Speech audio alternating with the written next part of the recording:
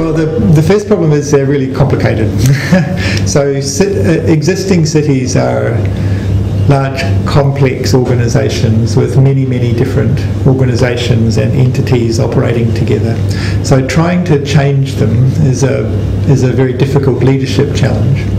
And also very complicated because of all the legacy, the existing technologies and competition between different public and private sector organisations within cities and such. So it's complicated to change things at a systemic, fundamental level.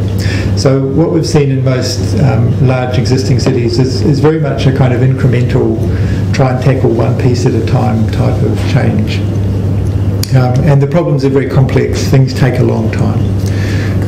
What's kind of interesting and exciting is to look at opportunities for a more greenfield approach to digital city creation. And one of the most exciting and kind of interesting examples in Asia is the new Songdo, a city which is being built in South Korea, close to Incheon Airport. So the city's being built entirely on reclaimed land in an area which was part of the Yellow Sea. It's coming up to completion in the next 3 to 5 years. Will accommodate something like 300,000 people during the day, 60,000 or so residents permanently, and is one of the first totally master planned cities which is coming to fruition, where the master planning of the city has been based on the idea of sustainability, reducing its environmental impact, making it an airtropolis, so locating it to an airport, and making it a kind of a new, more efficient, more sustainable, more digitally enabled place for people to live, work, play and learn. So Songdo is a very interesting laboratory which a lot of organisations around the world are looking at as an example of a new world of the digital city. The reason OVIM uses these two categories, digital city and digital society, is that it's not sufficient just to have a kind of science fiction style digital city. It's also got to be an interesting and fun place for people to want to live in. And it also has to have a social fabric. There has to be social capital, the propensity of people to voluntarily contribute their time to the goodness of their city. And this is all about building groups of people, communities within the city, separate from its kind of efficient functioning. So it's all very well for a city to be more efficient in terms of transport and healthcare and education and the basic services, but it's got to be a place that people want to live in as well. And so the investments are required in both the digital city systems, which make the city more efficient, but also in the digital society, which build social capital and make the city the type of place that people want to live in. We need to think of in these two categories really of the new master planned cities and what's often referred to as brownfield or urban regeneration, urban redevelopment.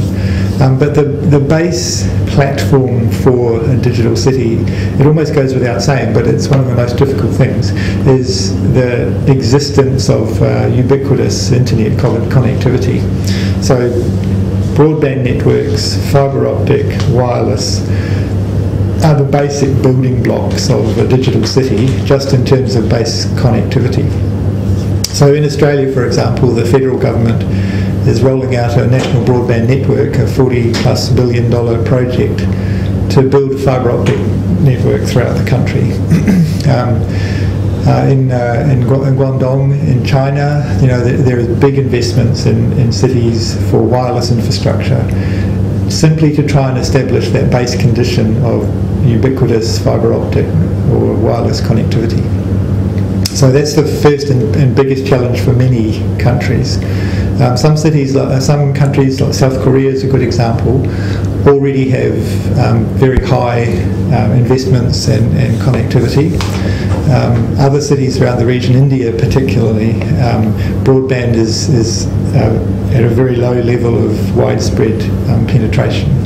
So the first and biggest investments are in the internet and wireless mobile connectivity.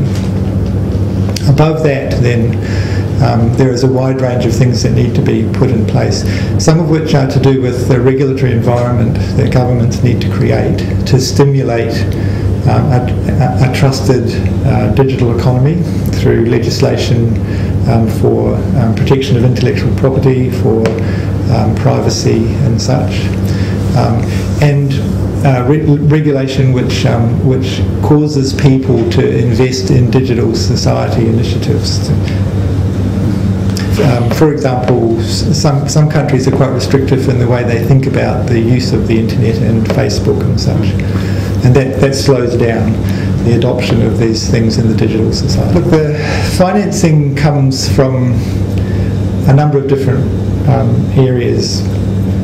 The city's own tax base, the ability to get investment funding from higher levels of government, so regional and national governments. Also the ability to get investment from global organisations like the United Nations or the World Bank, and also the ability to attract investment from corporations that base themselves in the city. So what we're seeing is there's a stronger and stronger sense of competition between cities around the world to attract the right people, to attract the right businesses to set up in their city, and to attract investment funding to build the digital city infrastructure. So this sense of competition is starting to become stronger as we're seeing more and more cities needing to be built. And the cause of growth of populations in cities is twofold. One is natural population growth, but the other is inward migration. So there's a strong sense that people around the world are more mobile and that they want to live in cities that are vibrant, economically strong and fun places to live and work. So investment attraction is a big part of digital city thinking.